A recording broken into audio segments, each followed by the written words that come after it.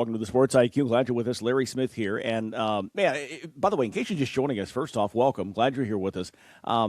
We get some notes every once in a while like, hey, your voice sounds familiar, or you look familiar. Aren't you the guy who, and the answer is yes. Yeah, longtime CNN sports guy, Turner Sports. Literally, I'm in my 39th year doing this.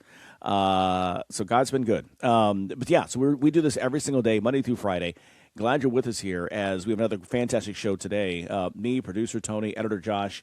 We've got Tony Garcia from the Detroit Free Press talking about Little Michigan basketball. The Wolverines, we mentioned yesterday, up to number 2 now in the AP poll, sitting atop the Big Ten, tied with Illinois at 10-1. Also, Matt Rocchio joining us. He'll be talking with producer Tony here in a bit. Little NFL news as we get ready for Super Bowl 60 coming up here on Sunday from Santa Clara, California.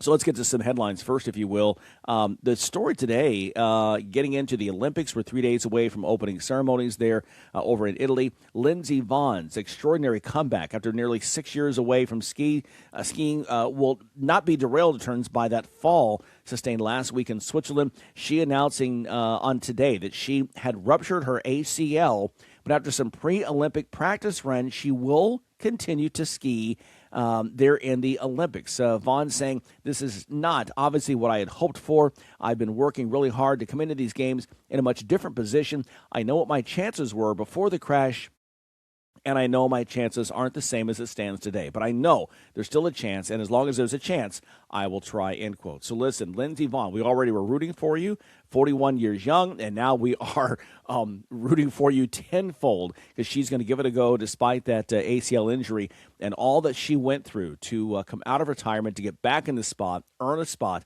on the 2026 Team USA. We think it's fantastic. One of the great stories already of these games, and we haven't even started. You know, college football and lawsuits these days just kind of go hand in hand. Well, the latest now coming from Tennessee starting quarterback Joey Aguilar, who's filed a lawsuit against the NCAA in Knox County. His complaint, Aguilar is seeking a temporary restraining order against the NCAA with the goal of obtaining an injunction that would allow him to play for the Volunteers here in 2026.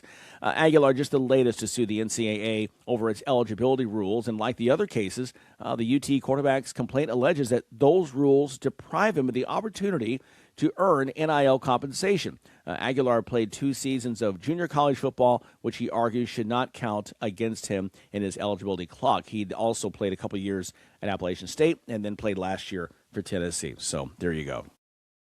The legal stuff just never stops. Ohio State offensive coordinator and one-time Auburn head coach Gus Malzahn has decided to call it a career. Malzahn, 105 wins, 62 losses overall as an FBS coach during his time leading Arkansas State, Auburn, and Central Florida. He most recently led the Knights for 4 seasons, helping that program transition from the Group of 5 level to the Big 12 conference. He spent the 2025 season at Florida State as an offensive coordinator, by the way, defeating a former rival Alabama 31-17 in the season opener back in September. On the courts last night, the suddenly red-hot Kansas Jayhawks winning their 6th straight. They beat Texas Tech in Lubbock 64-61. Freshman Darren Peterson scoring 19 points, including a couple of three-pointers in that final buck 20 for his only field goals in the second half to help lead Bill Self's squad to the 3-point win. A night for freshmen as well. UNC's Caleb Wilson, we've talked a lot about him on the show, 22 points, 9 rebounds. Number 14, Carolina, holding off Syracuse 87-77 Monday night. They had built a 32-point lead midway through the second half. The Orange tried to come back, but they fell short. So the Heels will take a 4-game win streak into the weekend showdown with arch rival Duke.